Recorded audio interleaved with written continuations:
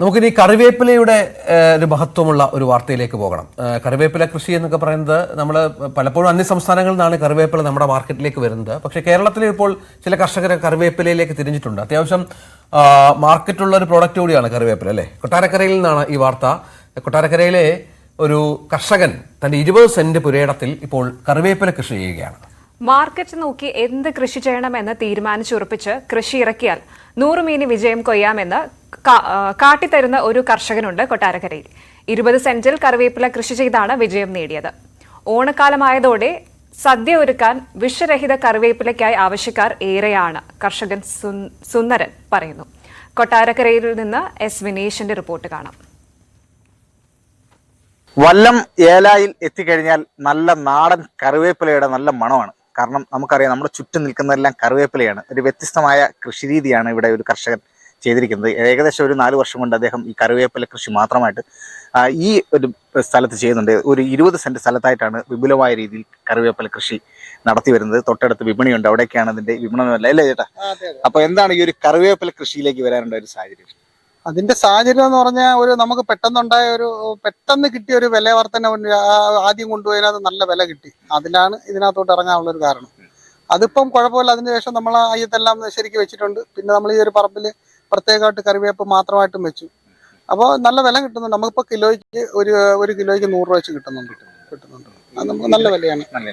എങ്ങനെയാണ് നമ്മളിതിന്റെ ഈ ഒരു വളവും കാര്യങ്ങളൊക്കെ ഇടുന്നത്? ഇത് ജൈവ വളമാണ്. ഇത് ആദ്യം തന്നെ ഈ കോഴിവളവും ചാണകം, എല്ലുപൊടി, വേപ്പും പിണ്ണാക്കും എല്ലാം കൂടി ഇട്ട് മിക്സ് ചെയ്ത് വലിയ തടമെടുത്ത് അതിൽ മേളിൽ തൈ വെച്ച് നടുവാണ്. കീടങ്ങളുടെ ശല്യം ഒന്നുമില്ല. ഇതിന് പ്രത്യേകിച്ച് കീടശല്യങ്ങളൊന്നുമില്ല.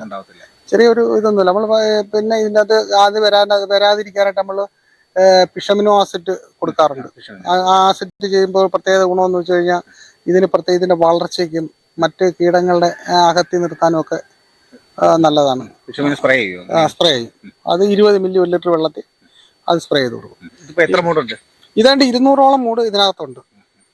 എവിടെയാണ് നമുക്കിത് വിപണനം?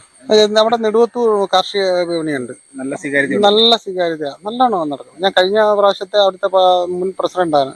അപ്പൊ നമുക്കറിയാം അവിടുത്തെ ഗുണങ്ങളും കാര്യങ്ങളും ഒക്കെ നമുക്കറിയാം. എല്ലാവർക്കും കർഷകർക്കെല്ലാം ഏറ്റവും ഗുണകരമായിട്ടുള്ളൊരു വിപണിയാണ് നെടുവത്തൂർ വിപണി. മറ്റുള്ളിടത്തെക്കാട്ടിയും വില നിലവാരത്തിൽ മുൻപന്തിയിൽ നിൽക്കുന്ന ഒരു വിപണിയും കൂടാണ് നെടുവത്തൂർ സ്വാശ്രയ കർഷക സമിതി. നമ്മുടെ ഈ കൃഷി കണ്ട് മറ്റ് കർഷകർ മുന്നിട്ട് വന്നിട്ടുണ്ടോ? ഒരുപാട് പേര് ഞാൻ നേരത്തെയൊക്കെ ആൾക്കാർ ഇത് ചെയ്തിട്ടുണ്ട്. ഈ നമ്മുടെ കേരളത്തിലും അതിന് പുറത്തു നിന്ന് ഒരുപാട് പേര് എന്നോട് ചോദിച്ചിട്ടുണ്ട്, കറിവേപ്പ് എങ്ങനെ നടന്നത്, എങ്ങനെ നിൽക്കുന്നു എന്നൊക്കെ ഒരുപാട് പേര് ചോദിച്ചു. ഞാൻ ഒരുപാട് പേർക്ക് ഇതിന്റെ തൈ അയച്ചു കൊടുത്തിട്ടുണ്ട്. ഒരുപാട് പേർക്ക് കൊടുക്കാതിരുന്നിട്ടുണ്ട്. കൊടുക്കാതിരിക്കാന്ന് വെച്ചാൽ അയക്കാനുള്ള ബുദ്ധിമുട്ടും അതിന്റെ ചെലവ് നോക്കിയിട്ട് ഞാൻ ഒരുപാട് പേർക്ക് കൊടുക്കാതിരുന്നുണ്ട്. ഇപ്പൊ നമ്മുടെ വിപണിയിൽ തന്നെ ഇത് വന്ന് ആവശ്യപ്പെട്ട് കഴിഞ്ഞാൽ ഞാൻ ഇതിന്റെ തൈ കൊടുക്കുന്നുണ്ട്.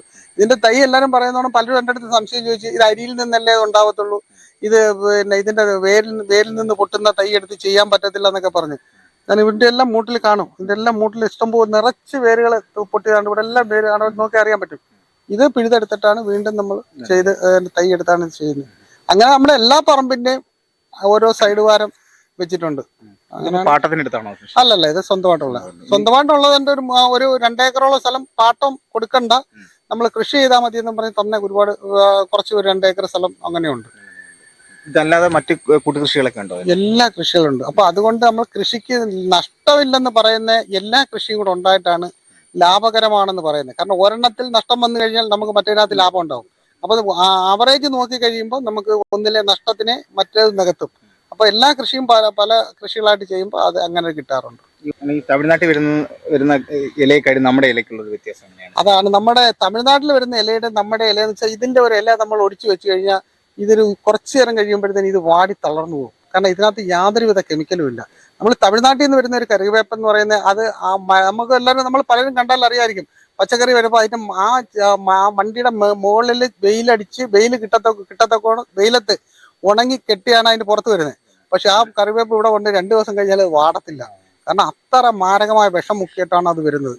അപ്പൊ അതുകൊണ്ട് അതൊന്നും ഇല്ലാത്ത ഒരു കെമിക്കൽ ഇല്ലാത്ത ഒരു കറിവേപ്പിന്റെ എല്ലാം നമുക്ക് കിട്ടും ഉപയോഗിക്കാൻ. വിഷവിമുക്തമായ കറിവേപ്പ് നമുക്ക് ഉപയോഗിക്കാം. അതുകൊണ്ടാണ് നമുക്ക് ഈ മാർക്കറ്റും ഈ വില കിട്ടുന്നതും. കാരണം മറ്റേതിന് ഒരു 40 രൂപ വിലയുള്ളൂ. തമിഴ്നാട്ടിൽ നിന്ന് വരുന്ന ഒരു കറിവേപ്പിന് 40 രൂപ ഉള്ളൂ. നമ്മൾ 100 രൂപയ്ക്ക്. അപ്പം അവര് 40 രൂപയ്ക്ക് എടുക്കുമ്പോൾ നമുക്കുള്ള ജനങ്ങൾക്ക് ഇത് മനസ്സിലായിട്ടുണ്ട്. ഇതിന്റെ ഗുണവും നിലവാരവും അറിയാവുന്നത് കൊണ്ടാണല്ലോ ഈ വിലയ്ക്ക് കൂടുതൽ എടുക്കുന്നത്. അപ്പൊ 100 രൂപയ്ക്ക് അവർ മേടിക്കണമെന്നുണ്ടെങ്കിൽ ഇപ്പൊ 100 രൂപയ്ക്ക് നമ്മുടെ കയ്യിൽ നിന്ന് ഹോൾസെയിലായിട്ട് കച്ചവടക്കാർ എടുത്തോണ്ട് പോകുന്നത് അവരേത് വിലയ്ക്കാണ് വിൽക്കുന്നതെന്ന് അത് അവർക്കുള്ള വിൽപ്പനയാണ്. അപ്പൊ നമ്മളത് പറയുമ്പോൾ ഇതിനെന്തായാലും വിലയുണ്ടല്ലോ. അപ്പൊ അത് തീർച്ചയായിട്ടും അതിനൊരു പ്രത്യേകതയുണ്ട്, ജനങ്ങളത് അംഗീകരിച്ചതാണ്. അപ്പോൾ വിഷരഹിതമായ പച്ചക്കറിയോടൊപ്പം തന്നെ വിഷമില്ലാത്ത നല്ല മണമുള്ള കറിവേപ്പിലയും നമുക്ക് ഉപയോഗിക്കാനാണ് സുന്ദരൻ ചേട്ടൻ പറയുന്നത്. അത് കൊട്ടാരക്കരക്കാർക്ക് ഇനിയിപ്പോൾ കറിവേപ്പിലയ്ക്ക് വേറെ എങ്ങും പോകേണ്ട ഓണസദ്യ ഒരുക്കാൻ അല്ലേ? S Vineesh, news 18 Kottarakkara.